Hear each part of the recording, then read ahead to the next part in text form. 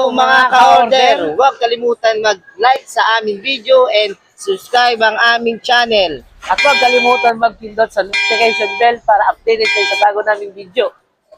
Good morning po sa inyong lahat. Bullshit ako sa gwardiya na ito. Pakita mo. Yan. Bullshit ako sa kanya. At ito nga po pala ang order. Masyado siya mahigpit eh. Ito order sa amin, talaba, pusit, pampano, hipon, at saka tahong, at saka pusit lumot, at saka meron pang bangos tilapia bonus. Buset. At sa mga gusto pong umorder pa dyan sa amin, nandyan ang aking Viber. Sa description ng number namin, legit kami. Andiyan sa mga video. At saka ito nga po pala, pagka nag-comment kayo dyan, ilagay nyo lang ang number ninyo.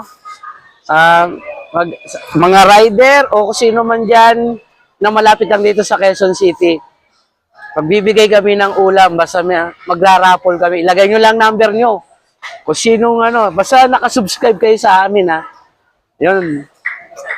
Ha? Tuwing Sunday. Tuwing Sunday. Buti basta, hindi ko nga rin alam eh. Basta, yan lang po. Sa lahat ng nanonood sa amin, kunting ulam lang naman yon. Basta, may mga pang-ulam na kayo. Tuwing linggo yan. Raffle. Basta nandun yung comment nyo, andun yung number ninyo, tapos tatawagan namin kayo, ipapadala namin ang inyong ulam. Tuwing linggo. Basta nandun lang ha, pag nabunot namin kayo, kill! Bakit? Ano? Oops, sandali lang. Ang pangalan ng ano eh,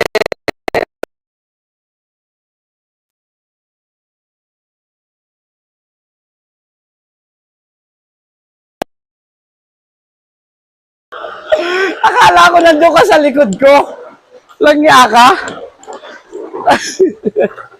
Akala ko nandun ka sa likod ko, pre. Simbaw. Akala ko nandun ka pa sa likod ko. Wala. Rexty. Rexty. Ito lang. Rexty!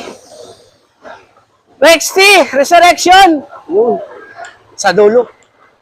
Yun. Pare, yung ating ano. Takbo, kanina pa. Naghihintay.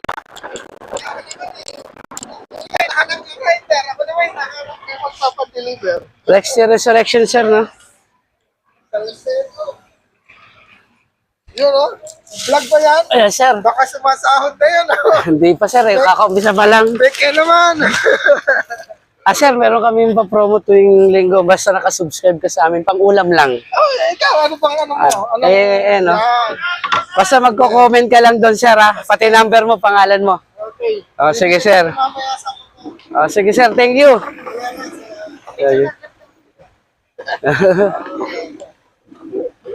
Okay,